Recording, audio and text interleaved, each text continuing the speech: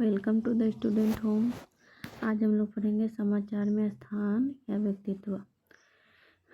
आज का वीडियो दिसंबर महीने के करंट अफेयर्स का लास्ट वीडियो होगा। आज ये ख़त्म हो जाएगा। कल से हम लोग जनवरी महीने का शुरू करेंगे। फ्लेग्रियन फील्ड्स। इटली के नेपल्स के निकट स्थित फ्लेग्रियन फील्ड्स में गतिविधि बढ़ने के संकेत दिख रहे हैं। एक ज्वालामुखी प्रणाली है जिसके कई केंद्र एक अवसादग्रस्त क्षेत्र में स्थित है जिसे कल्डेरा कहा जाता है। सालार दे उयूनी, यह बोलीविया में से विश्व का सबसे बड़ा नमक क्षेत्र है। विश्व का सबसे बड़ा नमक क्षेत्र कौन सा है? सालार दे उयूनी। कहाँ है? बोलीविया। जो अपने विशाल लिथियम भंडार के कारण वैश्विक ऊर्जा परिवर्तन में महत्वपूर्ण भूमिका निभाता है। यह प्राकृतिक आश्चर्य लिथियम त्रिभुज चिली, अर्जेंटीना, ब्राज़ील। इसको याद रखना बहुत आसान है। ABC, Argentina, Bolivia, Chile. ये लिथियम ट्रायंगल है के केंद्र में स्थित है। Golan Heights. इजरायल ने हाल ही में कब्जे वाले गोलान हाइट्स पर अपनी संख्या दोगुनी करने पर सहमति व्यक्त की है। यह दक्षिण पश्चिम सीरिया में स्थित एक रणनीतिक रूप से महत्वपूर्ण पठार है जिसकी सीमा इजरायल, लेबनान और जॉर्डन से लगती है। इसकी सीमा किस किस देश से लगती है? इजरायल, लेबनान और जॉर्डन से। यह जॉर्डन नदी घाटी और गलीली सागर का शानदार दृश्य प्रस्तुत करता है। इसकी सीमा दक्षिण में यारमुक नदी और पश्चिम में गलीली सागर से लगती है। केर्च जलडमरू मध्य काला सागर में 2 रूसी तेल टैंकर क्षतिग्रस्त हो गए हैं। काला सागर में इसी कारण तेल रिसाव हो गया है। यह घटना केर्च जलडमरू मध्य में घटित हुई जो रूस को क्रीमिया से अलग करता है। केर्च जलडमरू मध्य क्या करता है? रूस को क्रीमिया से अलग करता है। 2 स्थलबद्ध देशों को अलग करता है और जलीय भाग को जोड़ता है। यह रूसी अनाज, कच्चे तेल, ईंधन तेल और तरलीकृत प्राकृतिक गैस के निर्यात के लिए एक प्रमुख मार्ग है। केर्च जलडमरू मध्य पूर्वी यूरोप में एक संकीर्ण जलमार्ग है जो काला सागर को ओजो सागर से जोड़ता है। यहाँ पर जोड़ने का काम करता है और यहाँ पर अलग करने का काम करता है। रूस और क्रीमिया को केर्च जलडमरू मध्य। माधव राष्ट्रीय उद्यान। शिवपुरी जिले में स्थित माधव राष्ट्रीय उद्यान को मध्य प्रदेश का MP का 9वां बाघ राज्य रिजर्व के रूप में नामित करने की मंजूरी भी दे दी है। यह पठार और घाटी खंडों से मिश्रित ऊपरी विंध्य पहाड़ी में स्थित है।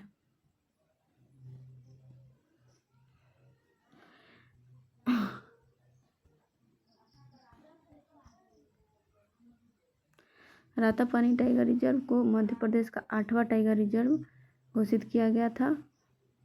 मुल्ला पेरियार बांध। सर्वोच्च न्यायालय ने मुल्ला पेरियार बांध के स्वीकार्य जल स्तर को कम करने की मांग वाली याचिका पर विस्तृत सुनवाई जनवरी 2025 में निर्धारित की है। केरल के इडुक्की जिले के थेक्कडी में पेरियार नदी पर स्थित एक चिनाई वाला गुरुत्वाकर्षण बांध है। मुल्ला पेरियार बांध गुरुत्वाकर्षण बांध कहाँ है? केरल के इडुक्की जिले में पेरियार नदी पर मुल्ला पेरियार। हिंडन नदी पश्चिमी उत्तर प्रदेश में हिंडन नदी को गंभीर प्रदूषण और जलीय जीवन की कमी के कारण पर्यावरण विशेषज्ञों ने मृत घोषित कर दिया। हिंडन नदी को अक्सर भारत का चीनी का कटोरा कहा जाता है। इसका उद्गम उत्तर प्रदेश के सहारनपुर जिले में ऊपरी शिवालिक पहाड़ियों से होता है, हिमालय से। लोनार झील को यूनेस्को की विश्व धरोहर स्थलों की सूची में शामिल करने के लिए ASI ने आर्कियोलॉजिकल सर्वे ऑफ इंडिया ने एक प्रस्ताव प्रस्तुत करने की योजना बना रही है। यह एक अनुसूचित राष्ट्रीय भू विरासत स्मारक है। झील का पानी खारा और क्षारीय दोनों है जो इसे अद्वितीय बनाता है। मसाली गांव। गुजरात के बनासकांठा जिले का मसाली गांव प्रधानमंत्री सूर्याघर योजना के तहत भारत का पहला पूर्ण सौर ऊर्जा संचालित सीमावर्ती गांव बन गया है। योजना पाकिस्तान सीमा से 40 किलोमीटर दूर है।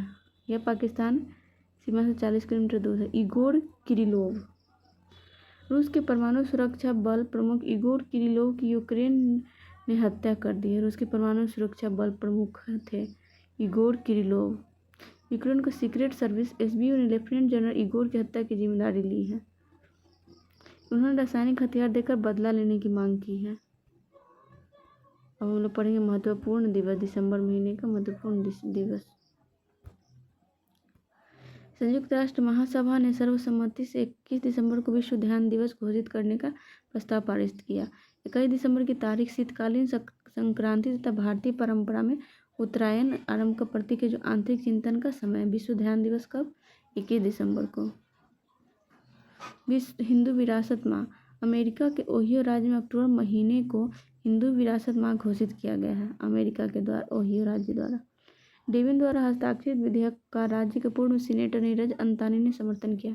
पिछले वर्ष वह इस कानून के प्रमुख प्रायोजक और समर्थक थे। अंतानी ओहायो के इतिहास में पहले हिंदू और भारतीय अमेरिकी राज्य सीनेटर है। विश्व हिंदी दिवस प्रतिवर्ष 10 जनवरी को मनाया जाता है। विश्व हिंदी दिवस 2025 का विषय है हिंदी, एकता और सांस्कृतिक गौरव की वैश्विक आवाज। मंदारिन और अंग्रेजी के बाद हिंदी दुनिया भर में तीसरी सबसे अधिक बोले जाने वाली भाषा है। नेक्स्ट टॉपिक पढ़ेंगे पुस्तक एवं लेखक। एनसीईआरटी की पहल मैजिक बॉक्स मित्सुरे ने एक अनूठी पुस्तक श्रृंखला लूमा लर्न पेश की है। जादू के दिशा निर्देशों पर आधारित है लूमा लर्न। पुस्तक श्रृंखला को बच्चों की खेल में सीखने की क्षमता को ध्यान में रखते हुए तैयार किया गया है। जादू के उपकरणों और खिलौने से कक्षा में बच्चों को रोचक तरीके से पढ़ा सकते हैं। पिटारा। एनसीईआरटी मैजिक बॉक्स मित्सुरे ने शुरू किया है लूमा लर्न।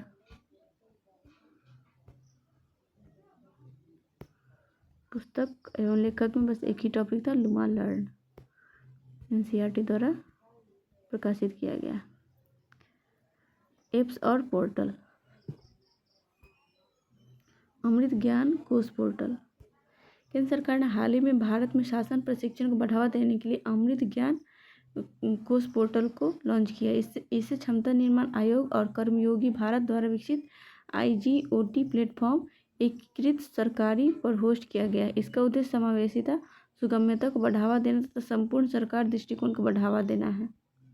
CBC सरकार द्वारा अप्रैल 2021 में स्थापित एक स्वतंत्र निकाय है।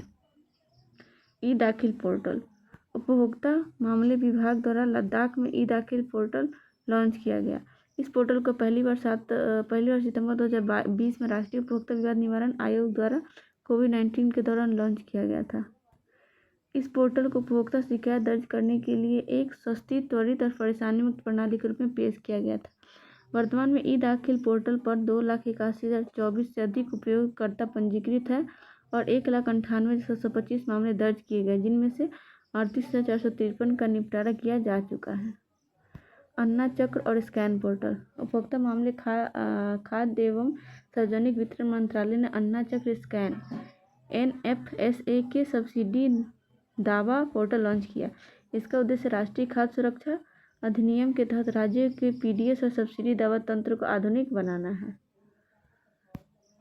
इसमें राज्य द्वारा सब्सिडी दावों को एकल खिड़की के माध्यम से प्रस्तुत करने, दावों की जांच करने और DFPD द्वारा अनुमोदन की व्यवस्था की जाएगी, जिससे त्वरित निपटान प्रक्रिया संभव होगी।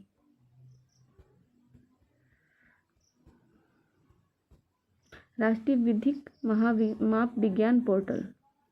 उपभोक्ता मामले विभाग राज्य विधिक माप विज्ञान विभागों को एकीकृत करने के लिए राष्ट्रीय विधिक माप विज्ञान पोर्टल IMAP विकसित कर रहा है। इस पहल का उद्देश्य लाइसेंस जारी करने, सत्यापन करने तथा प्रवर्तन एवं अनुपालन प्रबंधन के लिए महत्वपूर्ण प्रक्रियाओं को सुचारू बनाना है।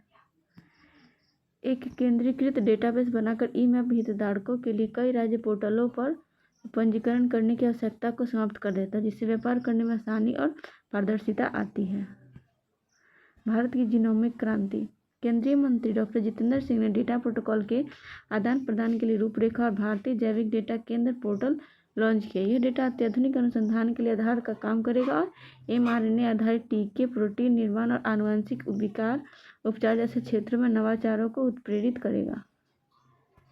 FEED प्रोटोकॉल का शुभारंभ यह सुनिश्चित करता है कि उच्च गुणवत्ता वाले राष्ट्रीय विशिष्ट डेटा को पारदर्शी, निष्पक्ष और जिम्मेदार तरीके से साझा किया जाएगा।